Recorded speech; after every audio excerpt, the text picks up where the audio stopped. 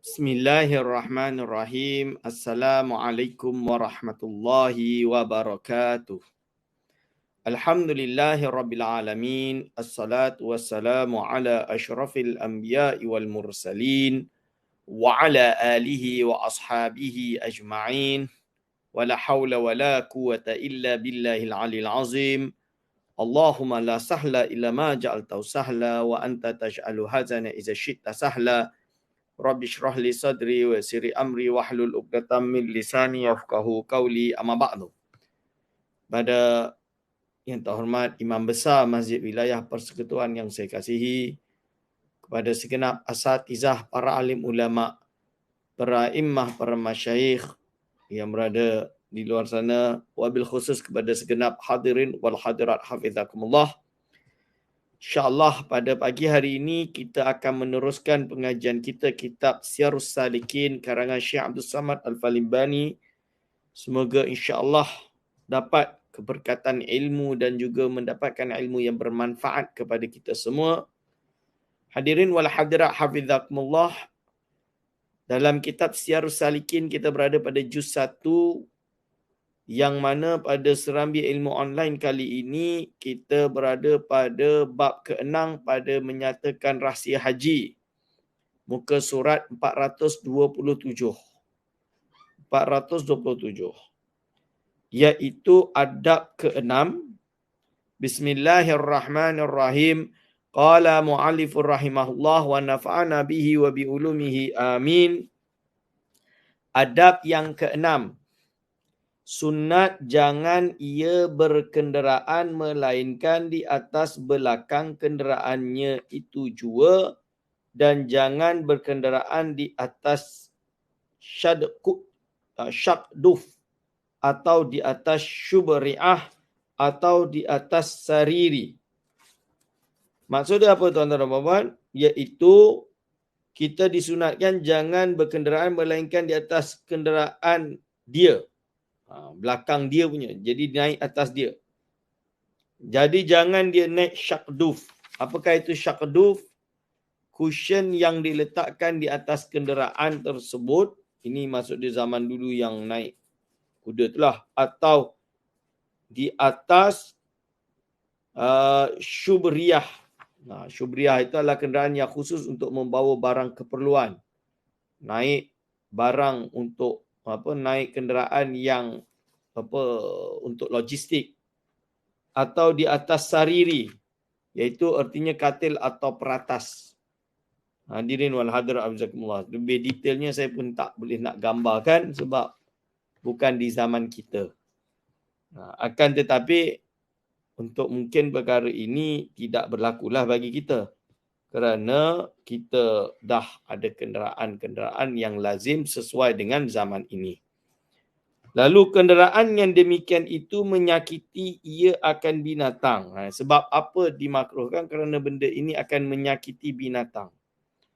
Sebab beratnya itu dan yang demikian itu membawa kepada takbur dan bersenang-senang dan bermegah-megah dengan perhiasan kenderaan itu. Tetapi jika tiada tetap ia di belakang unta melainkan dia demikian itu, jadi tak boleh nak naik unta melainkan naik atas cushion unta tersebut. Kita letak cushion kat atas unta tu atau kuda tu. Maka ketika itu kalau hanya boleh buat macam tu, maka ketika itu tiada mengapa berkenderaan di atas syakduf dan syubriyah atau sariri. Kerana ada diriwayatkan bahawa berdasarkan hadis riwayat Imam Tirmizi seperti yang ditakhrijkan oleh Al-Hafiz Al-Iraqi, hajja Rasulullah sallallahu alaihi wasallam ala rahilatin wa kana tahtahu rahlun rathun wa qatifatun qimatuha arba'atu darahim. Artinya naik haji Rasulullah SAW di atas kenderaan dan adalah di bawahnya itu pelana yang kusut dan kain tempat duduk yang buruk harganya, iaitu 4 dirham. Jadi Rasul pun naik tapi walaupun murah lah. Jadi baginda sallallahu alaihi wasallam adalah orang yang penuh tawaduk, zuhud walaupun pemimpin umat Islam, pemimpin negara Yathrib Madinah, pemimpin bagi seluruh umat, tapi baginda sallallahu alaihi wasallam iaitu tetap bersifat dengan sifat zuhud. Ini. Lalu adab yang ketujuh, hendaklah berkusut-kusut badannya. Jadi kusut-kusut badannya dan pakaiannya, dan jangan ia berlebih-lebih berperhiasan. Jadi jangan lebih-lebih berperhiasan. Biasa saja. Santri-santri pakai sarung tu biasa. Pergi mana-mana pakai sarung biasa. Itu dah memang macam tu. Lazim pakaian mereka. Dan berlebih-lebih membaikkan tubuhnya. Jangan berlebih-lebih membaikkan tubuhnya dan pakaiannya dan kenderaannya yang membawa kepada kemegahan dan kebesaran, kerana sabda Nabi sallallahu alaihi wasallam, innamal hajju sya'thu taftu. Rawahu At-Tirmizi wa Ibnu Majah Al-Iraqi. Hanya sahaja sesungguhnya orang haji itu berkusut-kusut dan berkotor-kotor, yakni berdebu-debu tubuhnya dan pakaiannya dan kenderaannya, untuk menunjukkan iaitu kezuhudan, dan iaitu menunjukkan bahawa sederhana, tidak berbangga-bangga, tidak nak tunjuk kita ni yang kaya, yang pergi haji ni yang kaya, tidak. Hadirin wal hadirah hafizakumullah. Yaqulullahu ta'ala unzuru ila zuwari baiti qad ja'uni syu'than khubran min kulli fajjin amiq. Hadis riwayat Imam Al-Hakim An-Naisaburi. Yang bermaksud tuan-tuan, artinya firman Allah Ta'ala iaitu lihat olehmu. Jadi hadis qudsi lah ni. Lihat olehmu kepada orang yang ziarah rumahku. Telah datang mereka itu akan daku, padahal mereka itu berkusut-kusut dan berdebu-debu daripada segala yang jauh. Kerana dia orang datang dari jauh. Yang namanya orang pergi haji ni datang dari jauh, jalan ni maka biasalah kusut. Kan? Baju lusuh, kena debu dan lain-lain. Hadirin wal hadirat hafizakumullah. Ini. Dan seyogyanya jangan memakai merah dan segala pakaian yang membawa kepada masyhur dan kemegahan. Sebab kita nak pergi haji ni nak tunjuk bahawa semua manusia ini sama saja di sisi Allah. Semua manusia ini sama sahaja. Jadi bila dia pergi tu, jadi jangan memakai merah dan pakaian yang membawa kepada kemasyhuran, kemegahan. Dan kata setengah ulama, Zainul hajiji ahlul yamani li'annahum ala hay'atit tawadu'i wad-dha'fi wasiratis salafi. Artinya, dan yang terlebih baik orang yang haji itu ahli Yaman, kerana mereka itu atas kelakuan orang yang tawaduk, yang menghinakan diri dan merendahkan akan dia dan mendhaifkan akan dirinya, dan mengerjakan mereka itu jalan kelakuan orang yang soleh yang dahulu-dahulu. Ini. Lalu dia sebut di sini adab yang ke-8. Adab yang ke-8, seyogyanya ia kasih sayang akan binatang kenderaannya itu. Jadi sebaiknya dia kasih sayang akan kenderaannya itu. Dan jangan ditanggunginya akan dia barang yang berat-berat sekira-kira tiada kuasa ia menanggung akan dia, melainkan dengan susah-susah dan dengan sakit-sakit. Ni. Dan adalah orang yang warak, tiada duduk mereka itu di atas kenderaannya, melainkan kadar khafwah, terlelap saja daripada duduk. Jadi dulu kan jalan kaki. So, lebih baik jalan kaki, rasa susah. Kesiankan binatang dia. Jadi dia naik tunggangan tu bila dia ngantuk, supaya dia boleh berjalan qat'us safar, maksud dia memotong perjalanan waktu dia istirahat. Tapi zaman sekarang kita tak naik benda hidup. dah naik kapal terbang, dah naik kereta api dari Madinah pergi ke Mekah naik kereta api, tuan-tuan. Dan itu yang terlebih baik. Sebab apa? Sebab cepat. Nak cepat sampai. Dan lain-lain. Dan tidak membazir kerana dengan kereta api ni dia boleh angkat dengan satu mesin jalan dengan consumption bahan bakar yang lebih sedikit, laju menuju ke Mekah Al-Mukarramah. Ini hadirin wal hadar awizakum. Lalu dia kata apa di sini? Dan sunat jangan dihentikan dengan berdiri kerana sabda Nabi SAW, la tattakhidhu zuhurad dawabikum karasiyah. Artinya hadis ni riwayat Imam Ahmad dan Hakim seperti yang ditakhrij oleh Al-Iraqi. Artinya jangan kamu jadikan belakang binatang kamu itu akan kerusi. Itu maksud dia. Jangan jadikan belakang binatang kamu itu kerusi. Jadi kalau boleh diri. Ini. Jadi dan sunat bahawa turun ia dari atas kenderaannya pada pagi-pagi supaya istirahat ia daripada keberatan dan daripada kesusahannya itu. Dan kata Imam Ghazali rahimahullah ta'ala, wa kullu man adha bahimatan wa hammalaha ma la tutiqu tuliba bihi yaumal qiyamah. Artinya tiap-tiap barang siapa yang menyakiti akan binatang dan menanggungkan ia akan dia barang yang tiada sekuasanya, nescaya dituntut dengan dia itu pada hari kiamat. So jangan kita bebankan binatang kita yang angkat barang tu, sekadar yang cukup bolehlah. Jangan lebih-lebih. Hadiri wal hadra. Jangan menganiaya binatang. Itu yang dimaksud. Hadiri wal hadra. So sekarang ni dah tak samalah kerana kita dah tak pakai kuda. Kita dah tak pakai unta, dah tak pakai semua tu. Kita dah pakai kereta api, pakai kapal terbang dan lain-lain. Dan perkara-perkara ini, transport ini bukan transport yang ada roh, bukan yang hidup tapi benda mati. Maka condition dia berbeza. Okey, adab yang ke-9 tuan-tuan dan puan-puan, seyogyanya ia menyembelih korban atau hadyu dan jikalau tiada wajib atasnya sekalipun dan membawa hadyu tadi daripada miqat itu terlebih afdal jika tiada menyusahkan akan dia.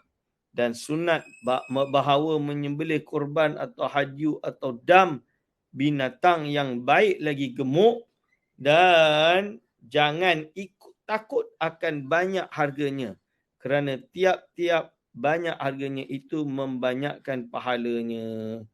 Jadi jangan risau kalau boleh tu kena banyakkan menyembelih, sedekah, bayar dam dan lain-lain ni kita gunakan untuk biar banyak sedekah. Sedekah menolak balak tuan-tuan. Ini. So kena banyaklah sedekahnya. Dan dari kerana inilah sunat ia jangan tawar-menawar. Kalau boleh janganlah tawar-menawar kalau nak sedekah tu. Kan? Bagi diterima dan ikhlas dengan keadaan tersebut pada ketika menyembelihnya itu. Dan adalah Sayyidina Abdullah bin Umar radhiyallahu anhuma hendak menyembelih akan hadyu satu unta yang sangat baik, maka hendak dibeli oleh orang akan dia dengan harga 300 dinar. Dan 300 dinar ini jika dibelikan akan binatang yang lain, nescaya dapat 30 ekor unta. Maka bertanya, ia akan Rasulullah SAW akan menjual akan dia supaya dibelikan yang lainnya yang lebih banyak. Maka sabda Nabi SAW, jangan engkau jual tetapi perbuat olehmu akan dia hadyu, kerana sedikit yang terlebih baik itu terafdal dari yang banyak yang kurang baik. Jadi biar sikit tapi quality daripada banyak tapi tak ada quality. Itu. Okey, dan sabda Nabi SAW, hadis riwayat Imam Tirmizi wa Ibnu Majah dan Imam Ibnu Majah seperti yang ditakhrij oleh Al-Iraqi lain lagi. Apa dia kata? Man amila adamiyun yawman nahri ahabbu ilallahi ta'ala azza wa jalla min ihraqihi daman wa innaha lata'ti yawmal qiyamati bikuruniha wa adlafiha tashhadu li sahibiha fa inna dama yaqa'u minallahi azza wa jalla bimakanin qabla an yaqa'a fil ardi fatibu biha nafsa. Ini dia hadir wal hadra hafizakumullah. Maksud dia apa? Artinya, tiada daripada amal anak Adam pada hari nahar, yakni pada hari haji itu, yang terlebih kasih kepada Allah Azza wa Jalla daripada menumpahkan darah, yakni menyembelih korban atau menyembelih hadiu. Dan bahawasanya lagi akan datang pada hari kiamat dengan tanduknya dan dengan kukunya padahal ia naik saksi bagi orang yang mempunyai korban. Jadi korban itu nanti akan menjadi saksi kepada kita di hari kiamat. Ini bila kita pergi haji ni kita buat dam semua tu. Itu. Maka bahawasanya barahnya itu jatuh diterima daripada Allah Azza wa Jalla. Allah Azza wa Jalla pada satu tempat dahulu daripada jatuh ia ke bumi. Maka baikkan oleh kamu dengan dia itu. Maka baikkan oleh kamu dengan dia itu akan diri kamu, yakni sukakan oleh kamu akan hati kamu dengan berbuat korban itu kerana Allah Ta'ala. Dan pada satu riwayat, lakum bikulli sufatin min jildiha hasanatun wa bikulli qatratin min damiha hasanatun wa innaha latudau fil mizani fa'abshiru atau fa'abshiru. Hadis riwayat Ibnu Majah. Yang bermaksud iaitu apa? Adalah bagi kamu dengan tiap-tiap satu bulu daripada kulit korban itu kebajikan, dan bahasanya adalah bagi kamu dengan tiap-tiap satu titik daripada darahnya itu kebajikan, dan bahasanya lagi akan ditaruhkan korban itu di dalam neraca pada hari kiamat, maka sukai oleh kamu akan dia. Ini fa'abshiru. Jadi ini adalah kenapa kita dianjurkan untuk berkorban. Hadirin wal hadra hafizakumullah. Jadi kita kena banyak sedekah, berkorban dan lain-lain. Adab yang ke-10.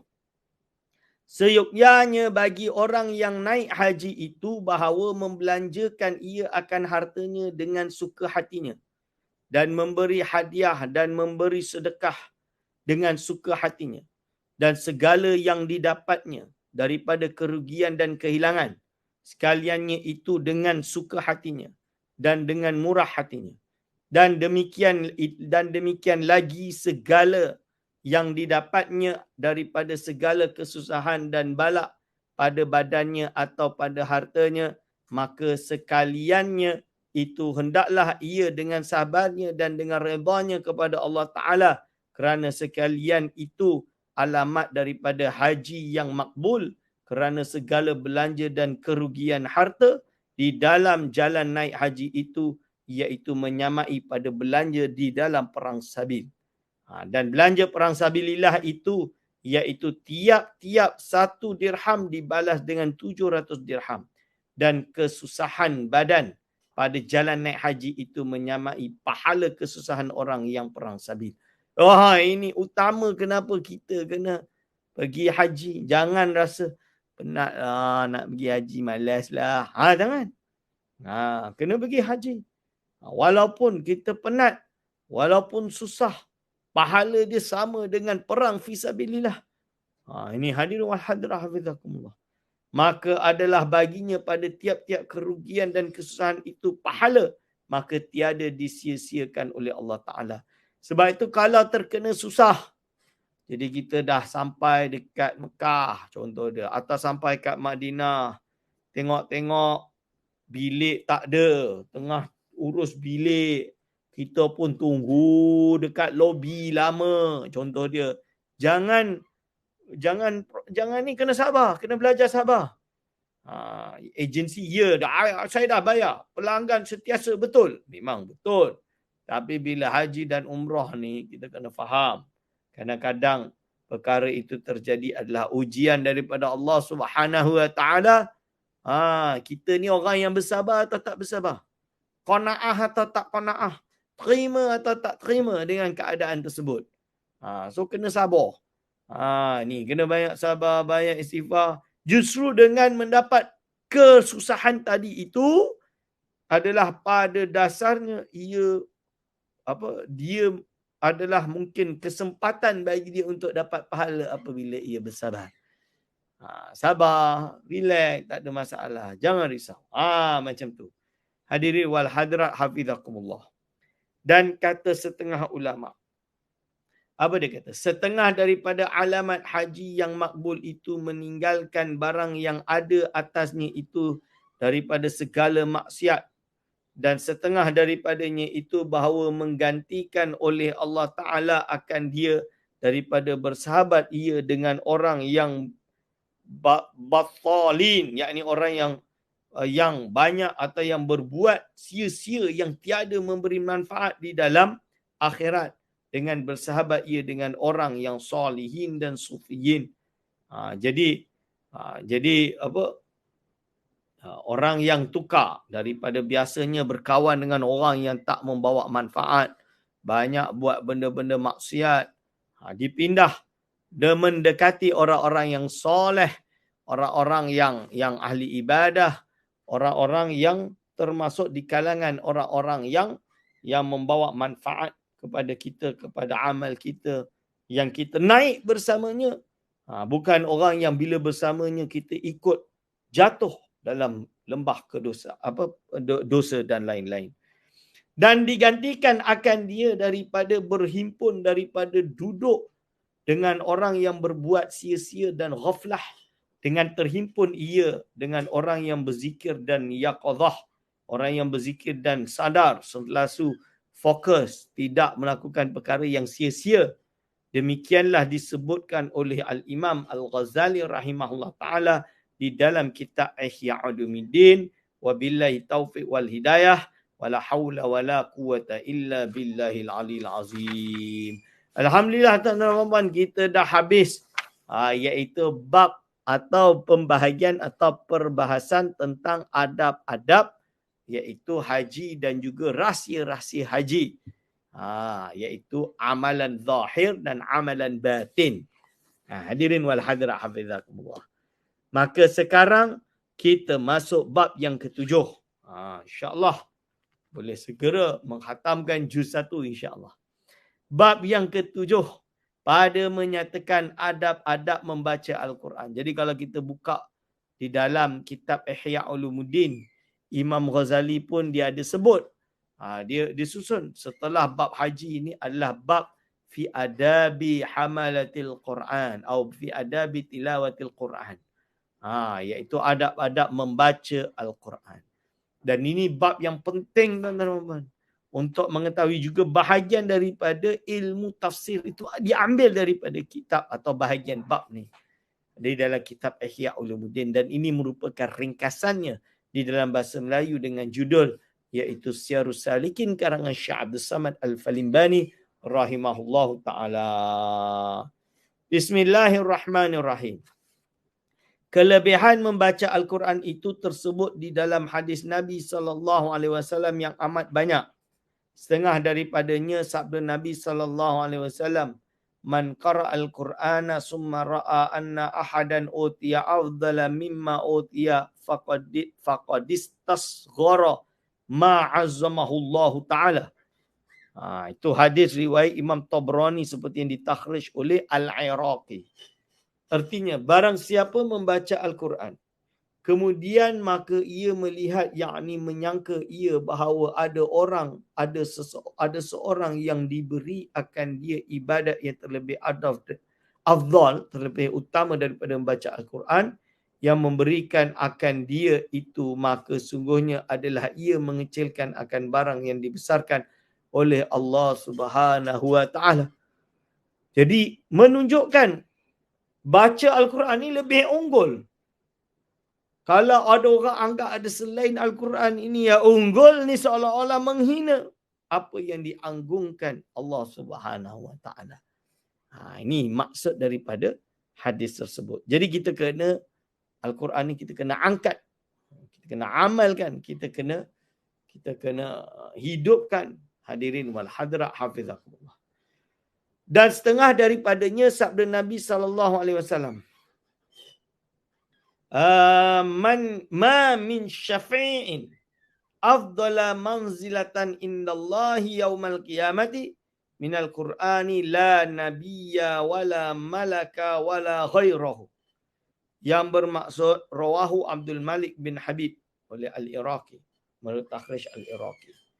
Maksud dia artinya tiada daripada sesuatu yang terlebih memberi syafaat akan seorang pada Allah Ta'ala di dalam hari kiamat daripada Al-Quran. Tidak ada yang boleh memberi syafaat lah pada hari kiamat nanti lebih afdal daripada syafaat Quran. Ini Quran memberi syafaat kepada kita.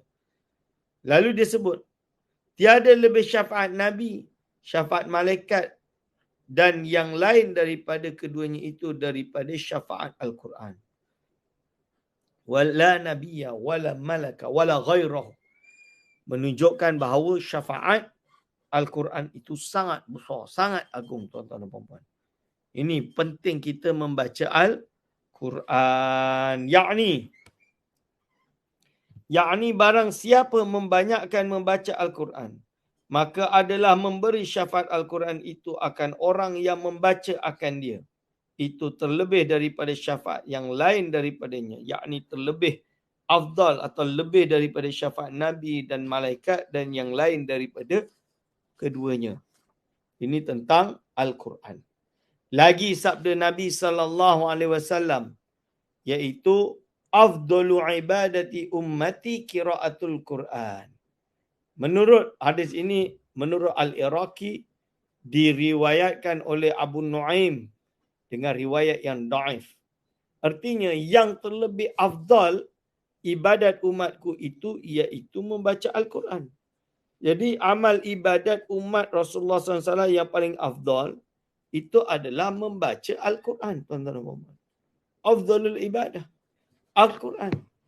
Ni kita perlu hidup kita penuh kena dengan Al-Quran lah.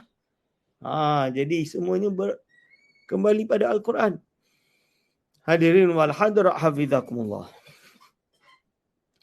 Dan lagi sabda Nabi SAW, Inna Allah azza wa jalla qara'a surat Taha wa Yasin qabla an yakhluqal khalqa bi alfi amin.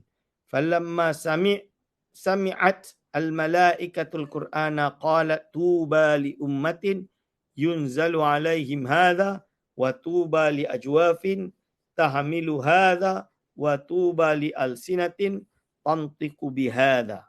Itu. Maksudnya hadis ini diriwayatkan oleh Imam Ad-Darimi dengan sanad yang dhaif seperti yang ditakhrij oleh Al-Iraqi. Artinya bahawasanya Allah Azza wa Jalla membaca akan surah Taha dan surah Yasin dahulu daripada menjadikan ia akan segala makhluk dengan 1000 tahun.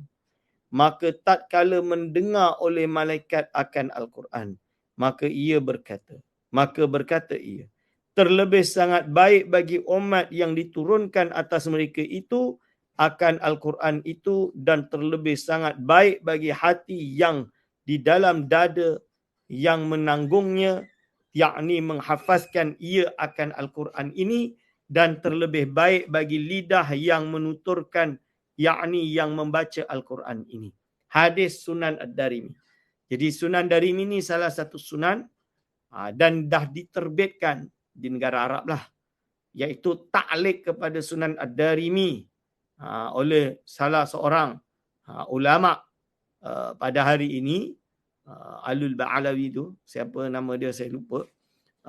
Dia dah terbit 7 jilid atau 6 jilid. Kitab penting untuk kita baca dan kaji. Dan lagi sabda Nabi SAW, khairukum man ta'allamal Qur'ana wa 'allamahu. Khairukum, Iaitu hadis ini rawahu al-Bukhari. Yang meriwayatkan hadis ini adalah Imam al-Bukhari rahimahullah ta'ala. Khairukum man ta'allama al-Qur'ana wa 'allamahu. Artinya yang terlebih baik kamu ialah orang yang belajar Al-Quran dan orang yang mengajar akan dia. Iaitu apa? Hadis ini jelas menunjukkan bahawa orang yang bergiat dalam Al-Quran ini lebih bagus daripada selainnya. Khairukum man ta'allama al-Quran. Belajar. Wa'allamahu dan mengajar Al-Quran. Sebab itu kita jangan memandang rendah guru-guru Quran kita. Hadirin wal hadirah hafizakumullah. Jangan ingat kalau ada ustaz yang mengajar Quran ni, alah. Jangan. Mereka ni adalah orang-orang yang Masya Allah diberkati oleh Allah Subhanahu wa ta'ala. Hadirin wal hadirat hafizakumullah. Lalu disebut di sini, dan kata Sayyidina Abu Hurairah radhiyallahu anhu, iaitu innal baital ladzi yutla fihi kitabullah, iaitu apa? Iaitu sesungguhnya rumah, bahawasanya rumah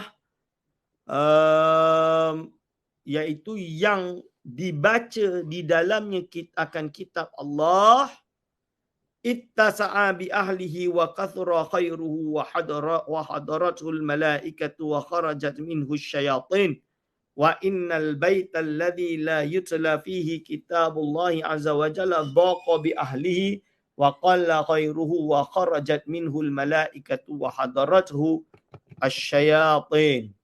Bermaksud bahawasanya rumah yang dibaca di dalamnya akan kitab Allah, yakni Al-Quran, itu luas rezeki bagi orang yang isi rumah itu dan banyak kebajikannya itu, dan hadir akan dia malaikat dan keluar daripadanya segala syaitan. Dan bahawasanya rumah yang tiada dibaca di dalamnya kitab Allah Azza wa Jalla, iaitu picik rezeki dengan orang yang isi rumah itu dan sedikit kebajikannya, dan keluar daripadanya malaikat dan hadir akan dia segala syaitan. Na'udzubillah min zalik. Wa qalla khairuhu wa kharajat minhu al-malaikatu wa hadarathu syayatin. Dan kata Imam Ahmad bin Hanbal rahimahullahu taala, ra'aitullaha azza wa jalla fil manami faqultu ya rabbi ma afdalu ma taqarraba bihi al-mutaqarribuna ilaika, qala bi kalami ya Ahmad. Qultu ya rabbi bi fahmin aw bi ghairi fahmin, qala bi fahmin aw bi ghairi fahmin. Artinya apa? Telah aku lihat, iaitu telah aku lihat akan Allah Azza wa Jalla di dalam tidur. Maka aku berkata, wahai Tuhanku, apa yang terlebih afdal ibadat yang menghampirkan dengan dia oleh orang yang menuntut hampir kepadamu? Firman Allah Ta'ala, iaitu dengan membaca kalamku, yakni membaca Al-Quran. Wahai Ahmad. Maka aku berkata pula, wahai Tuhanku, sama ada dengan faham atau dengan tiada faham, maka firmannya sama ada dengan faham atau dengan tiada faham. Lihat ni hadir wal hadirat. Ini bukan hadis. Ini adalah kalam Imam Ahmad bin Hanbal. Dan kita tahu ada riwayat yang mengatakan bahawa Imam Ahmad bin Hanbal dikatakan dia pernah di dalam mimpinya melihat Allah SWT dan juga bercakap dengan Allah dalam mimpinya sebanyak 1000 kali. Ada yang kata macam tu. Tapi apakah ia memiliki faedah untuk mengeluarkan hukum? Pertama dia bahas apakah boleh perkara tersebut terjadi. Jawapannya perkara tersebut boleh terjadi sebab ia diriwayatkan oleh Imam Ahmad. Ahmad mengalaminya. Imam Ahmad bin Hanbal mengalaminya. Pendiri mazhab Hanbali ini. Cuma apakah Allah SWT yang dilihat itu betul rupa Allah? Na'udzubillah min zalik. Tidak. Allah SWT disucikan dari segala jenis persamaan dengan makhluk. Maka yang betul iaitu kemungkinan Allah SWT menciptakan sesuatu untuk dilihat dalam mimpi tersebut. Ini hadirin wal hadirat hafizakumullah. Lalu yang ketiga, syarat mimpi tersebut dia kenalah perkara yang tidak melanggar syariat, tidak merubah syariat, tidak merubah hukum hakam. Maksud dia apa? Dia adalah bersifat mengukuhkan syariat itu sendiri. Maka itu tak ada masalah. Contoh dia membaca Quran ini bagus. Membaca Quran ini sunnah. Membaca Quran ini suatu ibadah yang ditetapkan dalam nas-nas. Mimpinya pula mengajak untuk dia membaca Al-Quran. Ni. Mimpinya juga isinya adalah untuk beribadah kepada Allah SWT.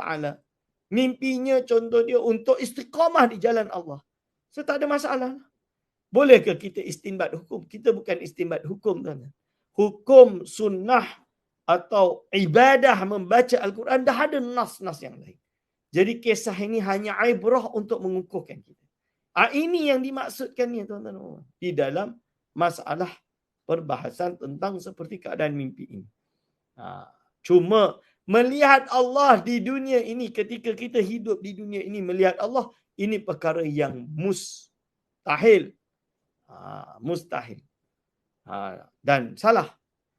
Akan tetapi, kecuali Nabi Muhammad SAW ketika melakukan Isra' wal Mi'raj, baginda SAW diriwayatkan oleh Ibn Abbas bahawa baginda SAW melihat Allah SWT. Macam mana? Bila kaifin, dengan tanpa kaif. Tak dapat dikaifkan. Lalu menurut Sayyidatuna Aisyah radhiyallahu anha tidak, iaitu baginda sallallahu alaihi wasallam tidak melihat Allah. Jadi khilaf, dan ini khilaf akidah yang pertama berlaku di kalangan umat Islam, tapi khilaf dia adalah khilaf mu'tabar, bukan khilaf ghair mu'tabar. Okey, jelaskan hadirin wal hadirat hafizakumullah. Jadi apa yang dilakukan oleh Syekh Abdul Samad Al-Falimbani di sini, dia hanya meriwayatkan, maksudnya yang disebut Syekh Abdul Samad ni adalah untuk mengukuhkan kita membaca Al-Quran. Hadirin wal hadirat hafizakumullah. Okey, jelaskan insya-Allah. Lalu dia kata syahdan. Terkadang orang yang membaca Al-Quran itu dilaknat lagi, dicela. Ada orang yang membaca Al-Quran tapi dilaknat. Jadi Syekh Usamah Said Al-Azhari, Dr. Usamah Said Al-Azhari, seorang ulama besar dari Mesir, dari keluaran Universiti Al-Azhar Al-Sharif, seorang yang sangat mencintai ilmu. Alhamdulillah, dia dijemput oleh kerajaan kita untuk hadir datang ke Malaysia bersama tokoh Ma'al Hijrah, iaitu Syekh Abu Bakar Al-Malibari hafizahumallah, yang mana mereka mengadakan program iaitu membaca atau membaca Al-Quran atau membaca Sahih Bukhari atau pengenalan Sahih Bukhari pada hari Sabtu yang lepas terutamanya. Jadi yang ada program bersama PMX dengan Perdana Menteri kita yang ke-10. Jadi inti dia, Syekh Usamah ini, dia pada hari Ahad ada memberikan sebuah muhadarah, sebuah ceramah tentang iaitu turas, kepentingan kita kembali ke turas, menjauhi sifat ghulu, menjauhi sifat ekstremis, menjauhi sifat takfiri, mengkafirkan sesama Islam. Ini perlu dijauhi, tuan-tuan dan puan. Nak kabarnya umat Islam hari ini, tengoklah apa yang terjadi sifat kafir mengkafir. Seperti iaitu yang bernama dengan golongan Al-Qaedahnya, dengan golongan Daeshnya. Lepas kafir, apa lagi? Perang, membunuh sesama Islam. Kerana alasan dia dah bukan Islam, kafir harbi.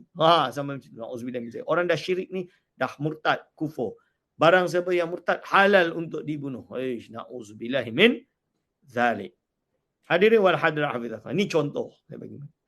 So, Syekh sebut, akan tetapi ada orang, dia dapat Al-Quran, ini dalam hadis yang diriwayatkan.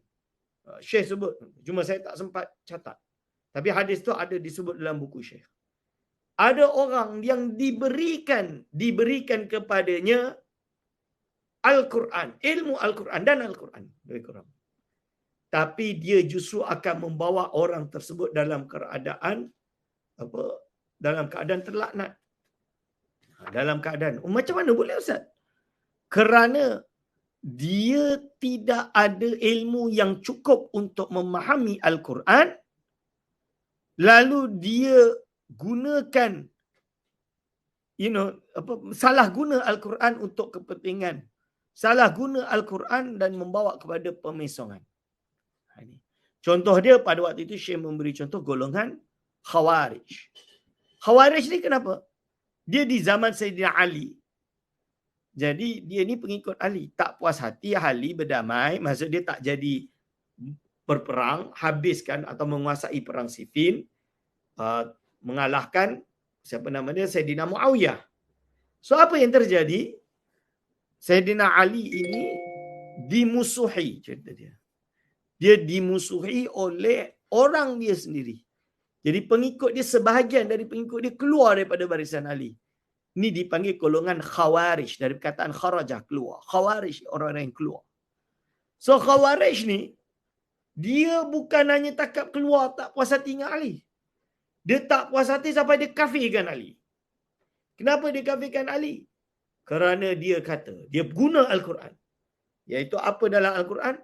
Dia guna, iaitu Allah SWT berfirman, وَمَنْ لَمْ يَحْكُمْ بِمَا أَنْزَلَ اللَّهُ فَأُولَٰئِكَ هُمُ الْكَافِرُونَ. Barang siapa yang tidak berhukum dengan hukum Allah, maka dia jatuh kufur. Maka dia adalah orang-orang yang kafir. Dia pakai ayat ini, dia kata Ali tidak menggunakan Al-Quran. Ali tidak berhukum dengan hukum Al-Quran.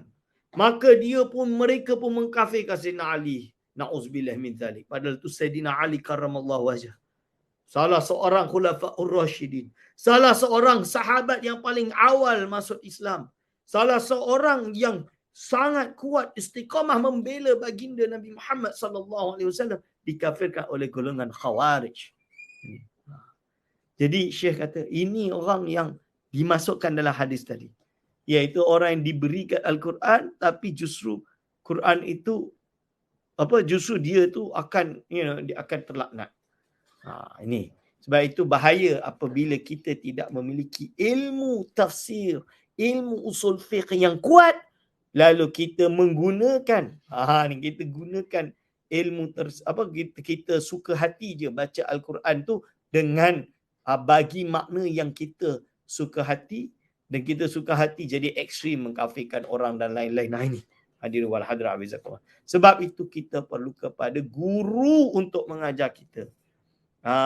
Ini guru untuk kita perlu kepada guru untuk mengajar kita. Kita perlu kepada kita perlu kepada tafsir untuk kita bertafsir. Tak boleh suka hati. Jadi ada orang baca terjemah boleh, tak boleh. Terjemahan tidak cukup. Kita perlu bahasa Arab yang kukuh dan lain-lain. Syekh waktu itu menjelaskan inilah bahayanya. Iaitu golongan yang kafir mengkafir. Pada waktu itu Syekh memberikan contoh.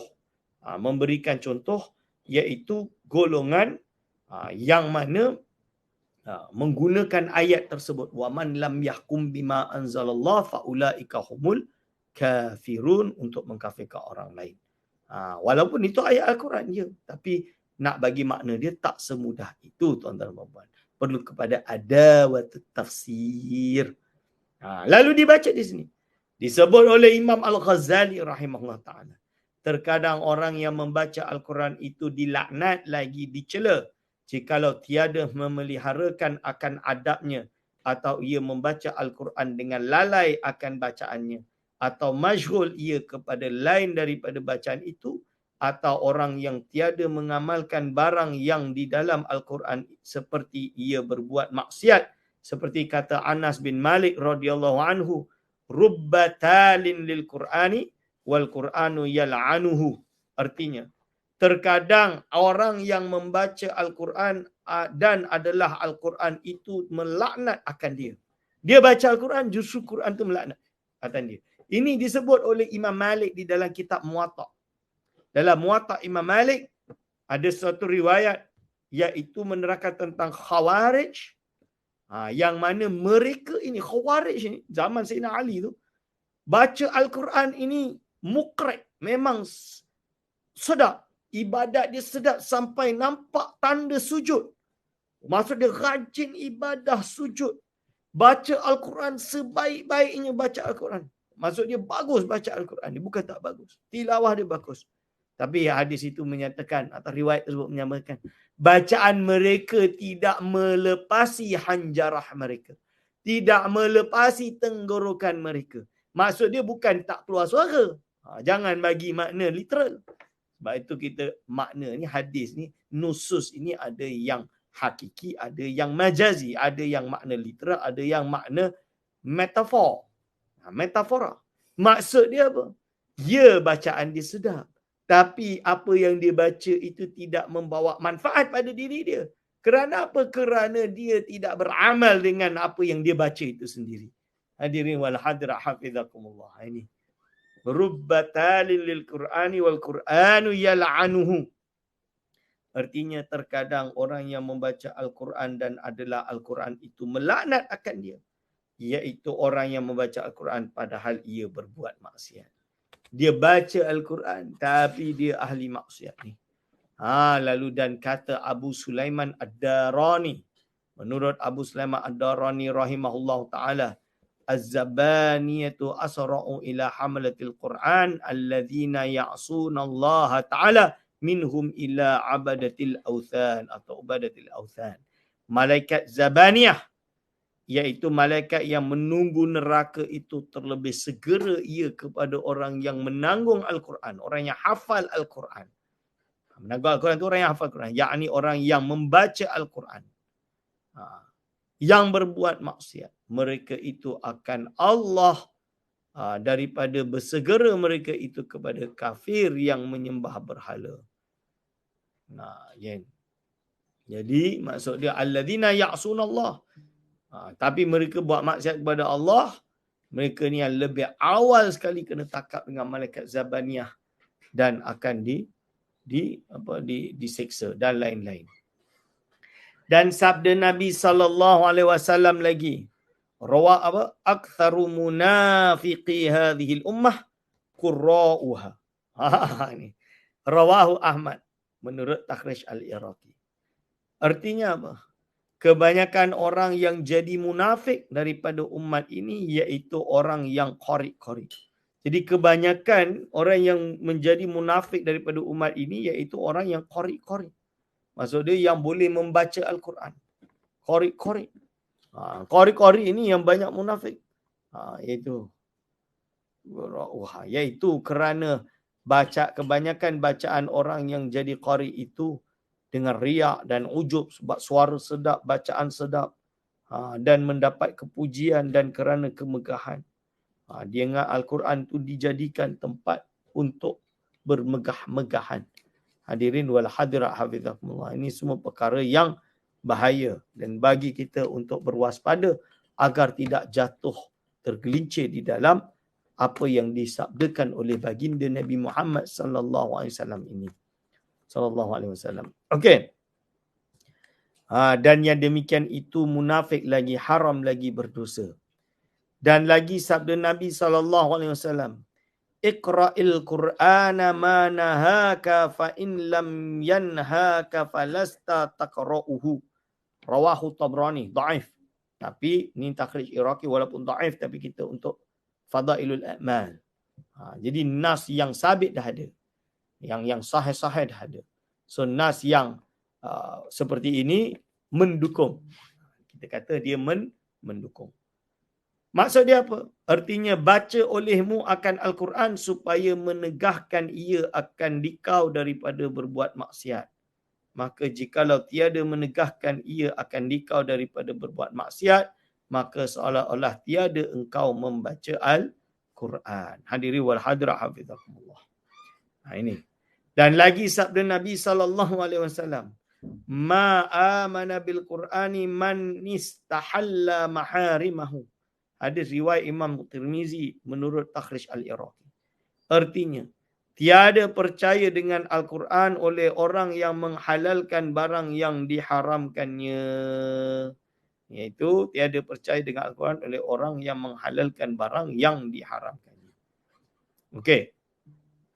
Lalu adab-adab yang zahir di dalam membaca Al-Quran. Adab membaca Al-Quran itu amat banyak. Jadi adab-adab membaca Al-Quran. Adab membaca Al-Quran itu amat banyak. Setengah daripadanya itu ialah suci daripada hadas. Sebahagian darinya itu pastikan suci daripada hadas.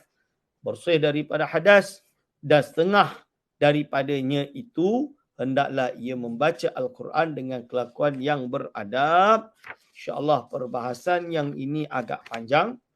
Maka insya-Allah kita akan sambung adab yang zahir dalam membaca Al-Quran pada minggu hadapan. Segala salah silap saya mohon maaf sebesar-besarnya. Jangan lupa insya-Allah terus mengikuti pengajian dengan istiqamah agar mendapatkan barakah daripada Allah Subhanahu Wa Taala. Dan jangan lupa insya-Allah pada hari Sabtu nanti ada jilsah ulama wilayah Persekutuan membaca kitab Minhajul Talibin oleh para ulama yang hebat. InsyaAllah aqulu qauli hadza astaghfirullah li wa lakum. Wassalamualaikum warahmatullahi wabarakatuh.